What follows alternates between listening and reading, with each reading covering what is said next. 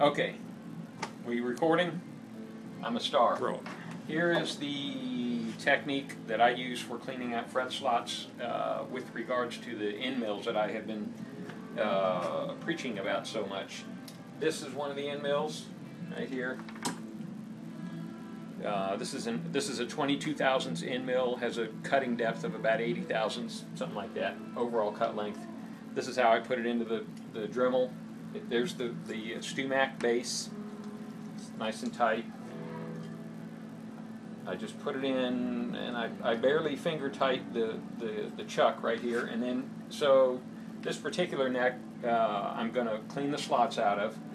This is getting a big fret wire, so I cut a piece of the fret wire right here, and I use the tang as my depth, something to just measure the depth. So I just look at it like this, and I look to see what kind of gap I've got under the tang relative to the bottom of the base. And so I just push it up against the bench, just kind of rough it in, and I leave about maybe about a 10 thousandths gap or so between the bottom of the tang and the base. So then I tighten it up, plug in my Dremel tool. I cut on the slowest speed because it just rips right through the glue and whatever else is down on the slots. Normally I do some other things to the fingerboard. This one I have just taken this from a 7 1/4 inch radius to a 9 1/2, and I've put lacquer on it. And anyway, I need to clean the lacquer and etc. out of the slot. So here we go. This is slowest speed. Yeah. I'll just come in right in like this, right down the slot.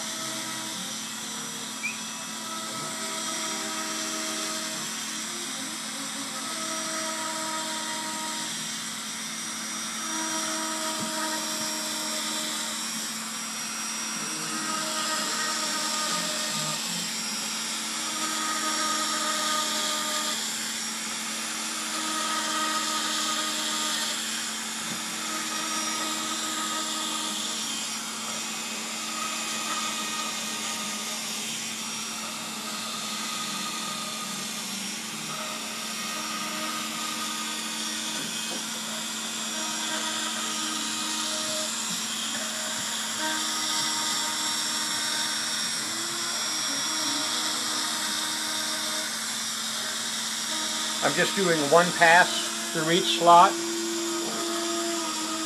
Sometimes I'll do two, depends. These slots were pretty clean, but they were not nearly deep enough in the middle because I took material out of the middle. And so, in addition to cleaning the slot, the end mill is also cutting the slot deeper. And that's all there is to it. This is an addendum to the video that you just watched. I realized after I filmed it that there were a few things that I wanted to add regarding the methodology of using an end mill to clean out the fret slots. The first thing is that this particular neck took about 90 seconds from start to finish to clean the slots out, and that's about average for a Strat neck or another, any kind of neck that's similar to this. This Martin neck really doesn't take much longer. You've got the binding to deal with, but it's a simple matter of just putting the tool in at the right spot and drawing it off and just not running it through the binding. So they clean up rather quickly. If there is glue in the slot, sometimes the bit will load up with glue, and you have to stop the tool and clean that off. But if you run the Dremel at the slowest speed, on the variable speed Dremels anyway, if you run it on the slowest speed, the cutter just tends to cut through the glue and clean it out. It doesn't tend to heat it up and cause it to bind up on the bit. One other thing about the cutting speed, when the bits are new, you definitely want to cut with the slowest speed because the tool will be more prone to self-guide right down the center of the slot. When the bit is brand new, if it's turning very quickly at one of the higher speeds, the tool can have a tendency to wander back and forth. But again, if you cut it at slow speed and have a nice consistent pull through the slot, you don't stand any chance of widening the slot. And after a neck or two, a good 30 to 60 frets, whatever, the bit dulls down to the point that the tool really becomes self-guiding, and it will very easily come through the slot with no problems. This, I'm taking a 21 thousandths feeler gauge, and I'm going to put it in this slot. That's about a slip fit for this, and that's a 21 thousandths. I used a 22 thousandths to cut with, and I'm just illustrating the fact that you don't get any cutting of the slot or any widening of the slot. The only thing, it just cleans the sides of the slot of whatever glue or extraneous junk might be in there, and it will only cut to the depth that you've got the router base set at. One thing I noticed on the Harbor Freight site, there's a video that illustrates the use of the Harbor Freight tool, and it shows it plunge cutting very neatly into a piece of trim and very quickly.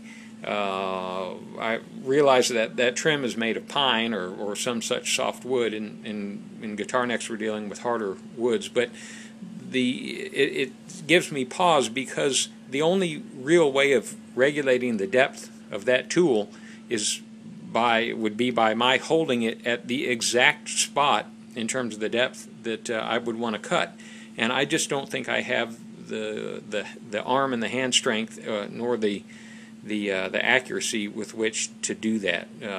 That's not a problem with cutting with the Dremel tool. You set the depth, and that's as deep as it's going to go. So I hope that's helpful. Your mileage may vary one way or the other with this technique, but I have found it to be quite helpful. So anyway, thanks.